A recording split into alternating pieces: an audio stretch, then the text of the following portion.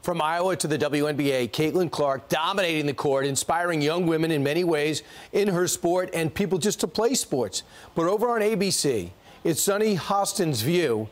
Her popularity is just about pretty privilege. I do think that there is a thing called pretty privilege. There is a thing called white privilege. There is a thing called tall privilege. But I do think that she is more relatable to more people because she's white, because she's attractive. Unbelievable. Here with the reaction, Fox and Friends Weekend co-host Will Cain. Will, I learned something new. I didn't know there was a pretty privilege and a tall privilege. Your thoughts? My thoughts are the view just gets uglier and uglier, Brian. It's full of hateful speech and dismisses people based upon their superficial characteristics. In short, it's racist. Caitlin Clark is the all-time leading women's scorer in women's college basketball. She's the greatest women's college basketball player of all time. She revolutionized the game. She's like the women's Steph Curry. She pulls up from the logo. She hits the shot. And to wipe all that away, Brian, because she has white skin is, to me, not just ugly, but the definition of racist. I mean, these women, by the way, also said around the table that some of the women's college basketball players or some of the WNBA players are better than the men. So you can see what they did is they embarked on a competition, Brian, to say as many stupid things in 2 minutes as possible. And I think they won. Since she played, by the way, the one thing about sports is there really is no privilege. It's all about performance. And if she was the most attractive person to ever walk the face of the earth and couldn't get open and couldn't hit a shot, she'd be the most attractive bench person to ever watch a game.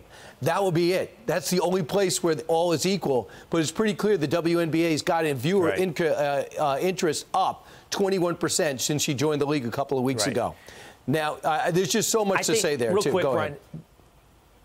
And real quick, I'll just say she threw in pretty and tall. She was talking about white privilege. It was based upon some Jamel Hill column. And look, even if there was race was a factor, it's not that Caitlin Clark is white and people like white girls. It's that people watch anomalies in sports. They watch Danica Patrick in motorsports and they watch Tiger Woods in golf. They look for someone, oh, look at that. That's different. That's fascinating.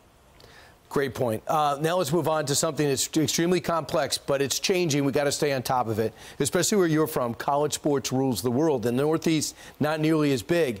And now we're finding out there's going to be a move, not only with NIL to get players paid, name, image, and likeness. People like Arch Manning, who's at the top of the frame, he earned $2.8 million last year because of his last name and his potential, but he barely played. But now they're going to do something else. The NCAA might be cutting a deal with the top schools in Division I college athletics, and they can share in revenue with the players. Can you expand on this? Yeah, so, and I don't even know that it would include the NCAA. We might be seeing the end of the NCAA. What you're talking about is private equity coming in. They don't get to take an equity in a school, obviously, but they say they make a deal. And this private equity group, which owns AC Milan, one of the biggest soccer clubs in the world, is saying they're going to make a deal with 5 to 10 of the biggest colleges for essentially like merchandising and branding. And they can't, again, take equity, but what they can take is an ongoing royalty payment. So if they increase the number of, for example, I don't know that Texas would be one of the 5 to 10 schools, the Longhorns brand, logo, and sales over the next 10 to 20 years, they get a cut. I don't know in the end how this plays out, Brian, and I don't think anybody does. That's the whole point. It's over. Like, what we know of college sports is over. Amateurism is over. And my guess is, no matter what we throw into here, private equity, NIL, players getting paid, the end result will be there will be about 20 schools that further separate themselves from the pack, and they will be the elite. There'll be a super league. They'll be quasi-professional, and they'll be playing a different sport than, say, the rest of the 70 teams in college football or whatever. By the way, it also separates football from every other sport. And maybe basketball would be following suit. The Collegiate Athletic Solution plans to invest $50 to $200 million apiece in those 5 to 10 universities. And so far, the NCAA, for now, is poised to agree to this. Wow. Unbelievable what's happening. But if they're not student athletes, do we still care as much? Or does it become the AAA of the NFL? Will, it's fascinating stuff. Thanks so much. Yeah.